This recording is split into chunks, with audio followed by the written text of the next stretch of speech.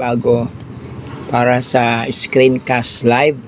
Kapag nakita nyong maliit sa screen ninyo ang live na nag-screencast, dahil ito ay naka-horizontal ang format ng kanyang video, ganito lang po yung gagawin natin.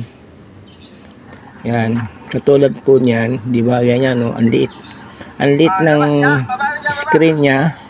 So ang gagawin natin, ganito lang, pipindutin natin yung score na yan para lumaki siya. Tapos mapapanood natin ng pa-horizontal yan. Gagano lang natin siya, oh. Palalakihin natin ng bahagya para makita natin ng malaki yung yung pinapanood natin. Kasi ganyan siya, o maliit siya, di ba? Ganyan siya kaliit. Yung original niya ganyan kaliit. Hindi natin halos makita.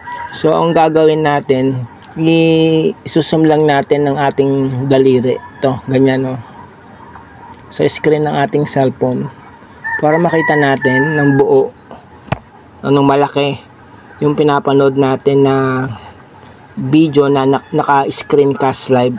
Usually ganyan kasi minsan nangyayari kapag ka-horizontal tapos maliit yung screen niya sa pag pinalabas na. So ayan po, oh. Ito yung original niya, oh. Ayan yung original na sobrang liit, di ba? So kung gusto niyo makita yung widescreen niya, i-ano niyo lang siya, gaganon niyo lang siya, oh. Yan, gaganon. Yan. Yun lang, medyo malabo lang siya. Pero kung gusto niyo naman na makita siya na hindi masyadong malabo, ganyan yung gawin niyo.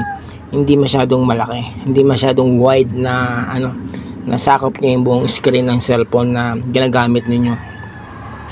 So yun lang po ang ating tutorial sa ngayon, at maraming salamat sa panonood ninyo, at please subscribe po sa aking channel membership na makikita nyo sa huling bahagi ng video ito. Maraming salamat pong muli.